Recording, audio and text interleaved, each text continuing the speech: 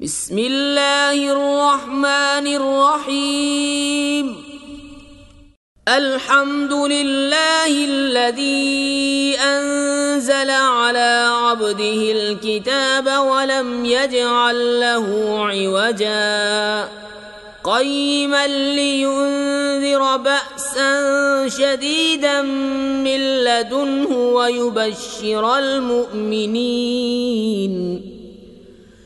ويبشر المؤمنين الذين يعملون الصالحات أن لهم أجرا حسنا ماكثين فيه أبدا وينذر الذين قالوا اتخذ الله ولدا ما لهم به من علم ولا لآبائهم كبرت كلمة تخرج من أفواههم إن يقولون إلا كذبا فلعلك باخع نفسك على آثارهم إن لم يؤمنوا بهذا الحديث أسفا إنا جعلنا ما على الأرض زينة لها لنبلوهم أيهم أحسن عملا وإنا لجاعلون ما عليها صعيدا جرزا أم حسبت أن أصحاب الكهف والرقيم كانوا من آياتنا عجبا إذ أوى الفتية إلى الكهف فقالوا ربنا آتنا من لدنك رحمة وهيئ لنا من أمرنا رشدا فضربنا على آذانهم في الكهف سنين عددا ثم بعثناهم لنعلم أي الحزبين أحصى لما لبثوا أمدا نحن نقص عليك نبأهم بالحق إنهم فتية آمنوا بربهم وزدناهم هدى وربطنا على قلوبهم إذ قاموا فقالوا ربنا رب السماوات والأرض لن ندعو من دونه إلها لقد قلنا إذا شططا هؤلاء قومنا اتخذوا من دونه آلهة لولا يأتون عليهم بسلطان بين فمن أظلم ممن افترى على الله كذبا وإذ اعتزلتموهم وما يعبدون إلا الله فأووا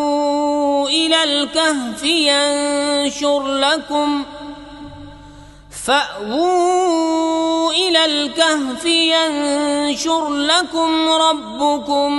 من رحمته ويهيئ لكم من أمركم مرفقا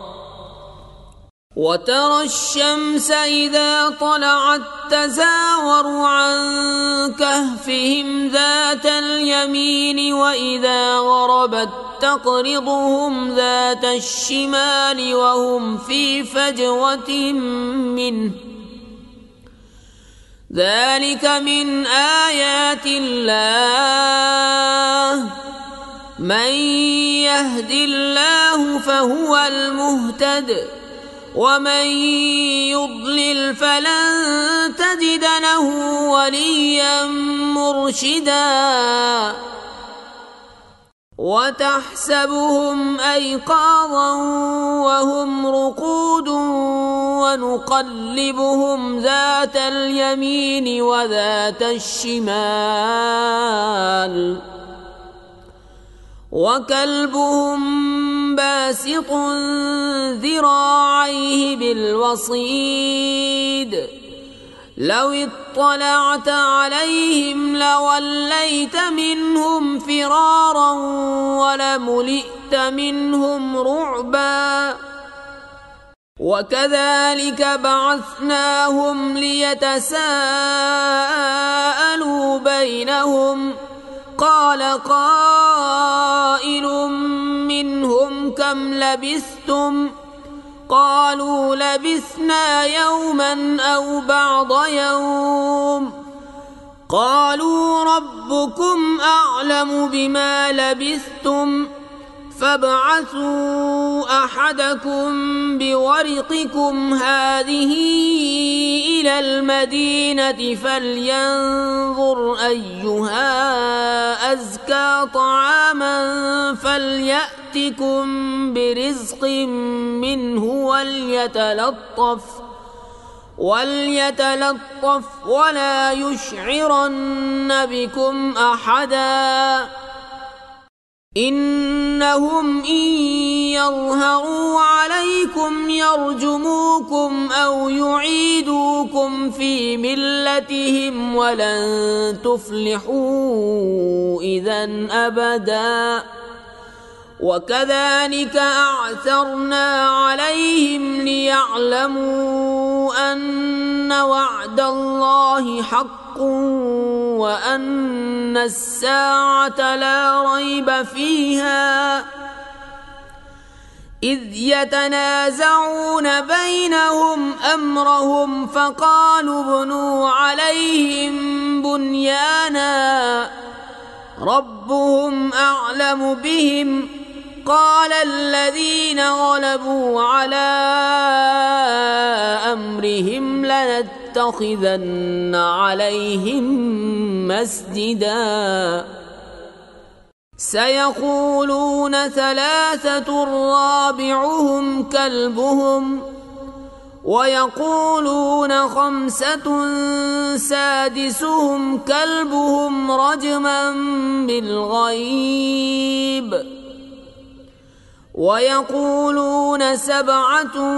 وثامنهم كلبهم قل ربي أعلم بعدتهم ما يعلمهم إلا قليل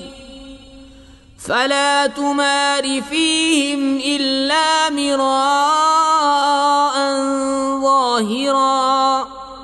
ولا تستفت فيهم منهم أحدا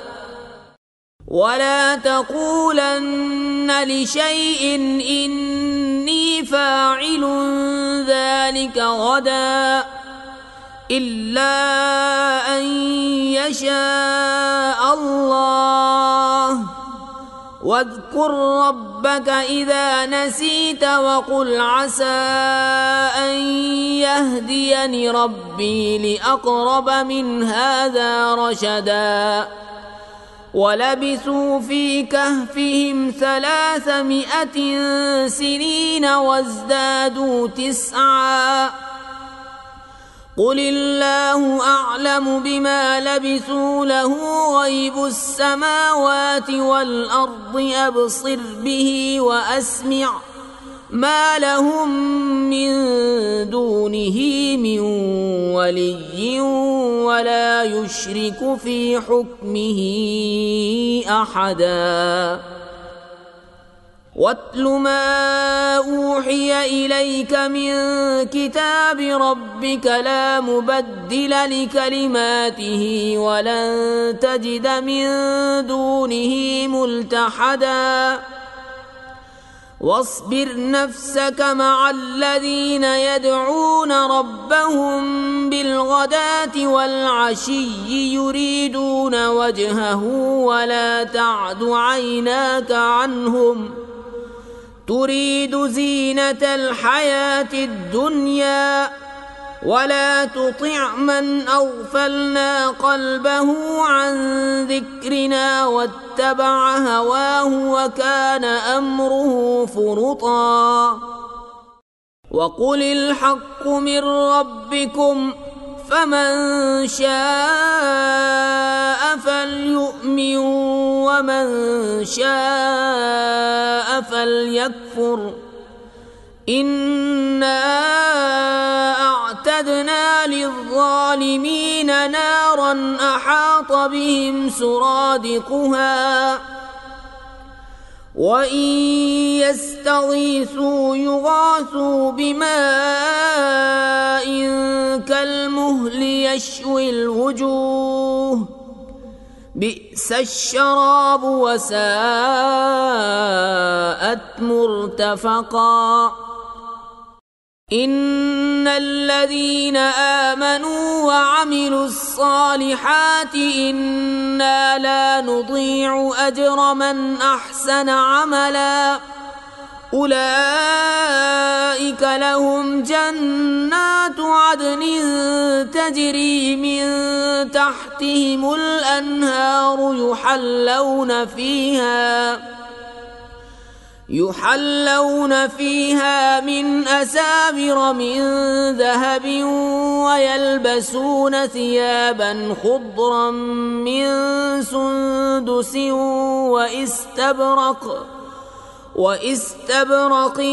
متكئين فيها على الأرائك نعم الثواب وحسنت مرتفقا واضرب لهم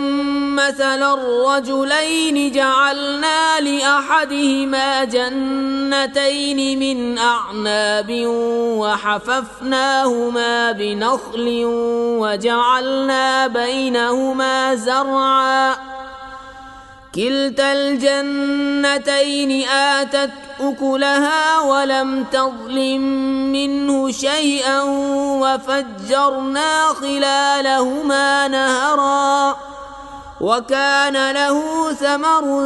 فقال لصاحبه وهو يحاوره أنا أكثر منك مالا وأعز نفرا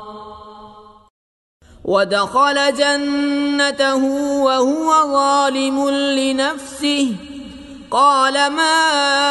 أظن أن تبيد هذه أبدا وما أظن الساعة قائمة ولئن رددت إلى ربي لأجدن خيرا منها منقلبا قال له صاحبه وهو يحاوره أكفرت بالذي خلقك من تراب ثم من نطفة ثم سواك رجلا لكن هو الله ربي ولا أشرك بربي أحدا ولولا إذ دخلت جنتك قلت ما شاء الله لا قوة إلا بالله إن ترني أنا أقل منك مالا وولدا فعسى ربي أن يؤتيني خيرا من جنتك ويرسل عليها حسبانا من السماء فتصبح صعيدا زلقا أو يصبح ماؤها غورا فلن تستطيع له طلبا وأحيط بثمره فأصبح يقلب كفيه على ما أنفق فيها وهي خاوية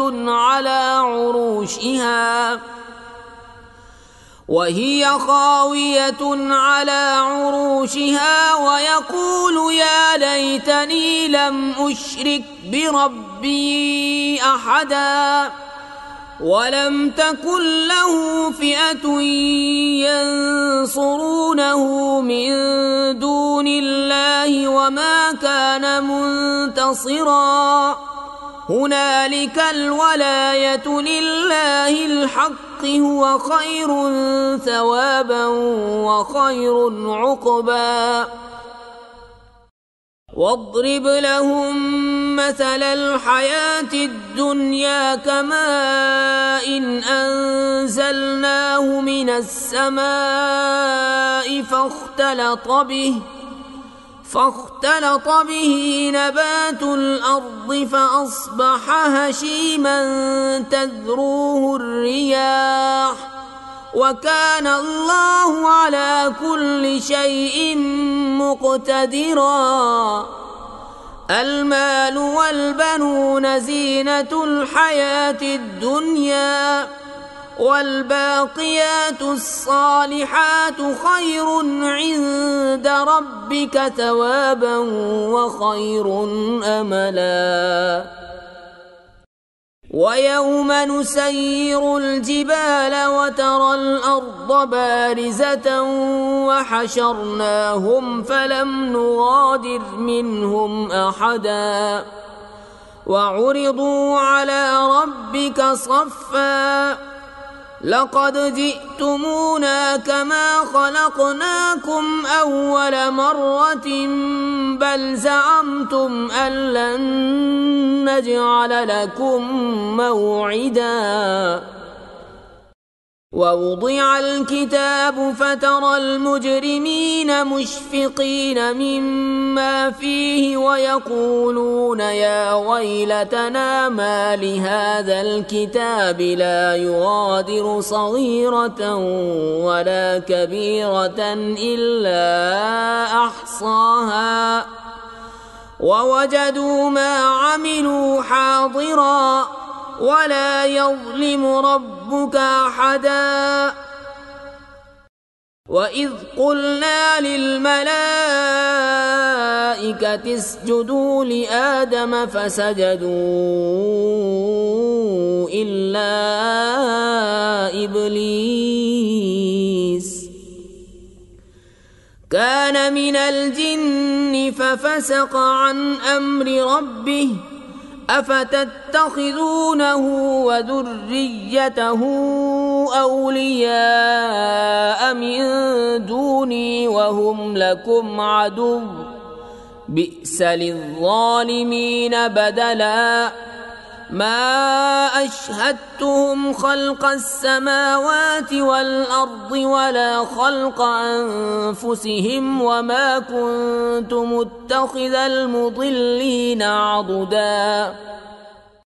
ويوم يقول نادوا شركائي الذين زعمتم فدعوهم فلم يستجيبوا لهم وجعلنا بينهم موبقا ورأى المجرمون النار فظنوا أنهم مواقعوها ولم يجدوا عنها مصرفا ولقد صرفنا في هذا القرآن للناس من كل مثل وكان الإنسان أكثر شيء جدلا وما منع الناس أن يؤمنوا إذ جاءهم الهدى ويستغفروا ربهم إلا أن تأتيهم سنة الأولين أو يأتيهم العذاب قبلا وما نرسل المرسلين إلا مبشرين ومنذرين ويجادل الذين كفروا بالباطل ليدحضوا به الحق واتخذوا آياتي وما أنذروا هزوا ومن أظلم ممن ذكر بآيات ربه فأعرض عنها ونسي ما قدمت يداه إنا جعلنا على قلوبهم قلوبهم أكنة أن يفقهوه وفي آذانهم وقرا وإن تدعهم إلى الهدى فلن يهتدوا إذا أبدا وربك الغفور ذو الرحمة لو يؤاخذهم بما كسبوا لعجل لهم العذاب بل لهم موعد لن يجدوا من دونه موئلا وتلك القرى أهلكناهم لما ظلموا وجعلنا لمهلكهم موعدا وإذ قال موسى لفتاه لا أبرح حتى أبلغ مجمع البحرين أو أمضي حقبا فلما بلغا مجمع بينهما نسيا حوتهما فاتخذ سبيله في البحر سربا فلما جاوزا قال لفتاه آتنا غداءنا لقد لقينا من سفرنا هذا نصبا قال أرأيت إذ أوينا إلى الصخرة فإني نسيت الحوت وما أنسانيه إلا الشيطان أن أذكره واتخذ سبيله في البحر عجبا قال ذلك ما كنا نبغي فارتدا على آثارهما قصصا فوجدا عبدا من عبادنا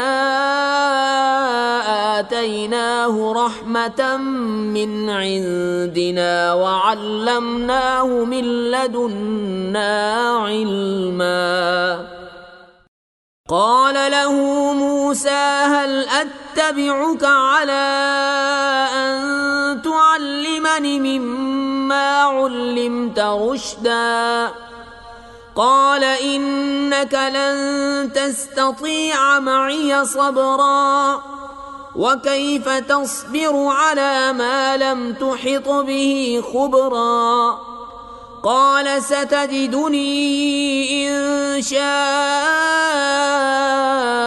الله صابرا ولا أعصي لك أمرا قال فإن اتبعتني فلا تسألني عن شيء حتى أحدث لك منه ذكرا فانطلقا حتى إذا ركبا في السفينة خرقها قال أخرقتها لتغرق أهلها لقد جئت شيئا إمرا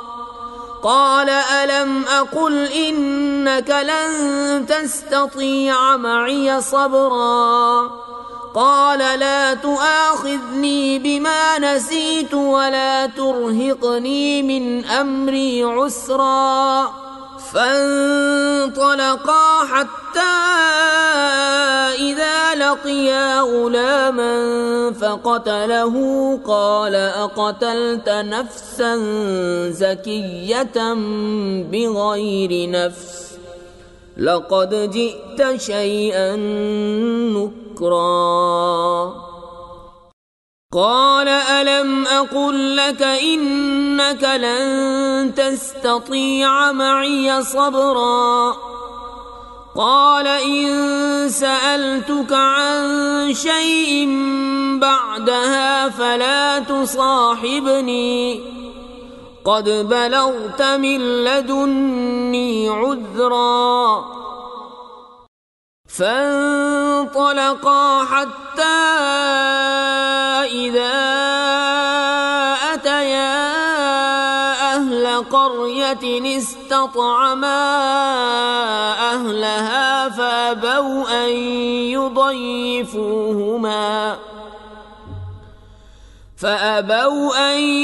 يضيفوهما وجدا فيها جدارا يريد أن ينقض فأقامه قال لو شئت لاتخذت عليه أجرا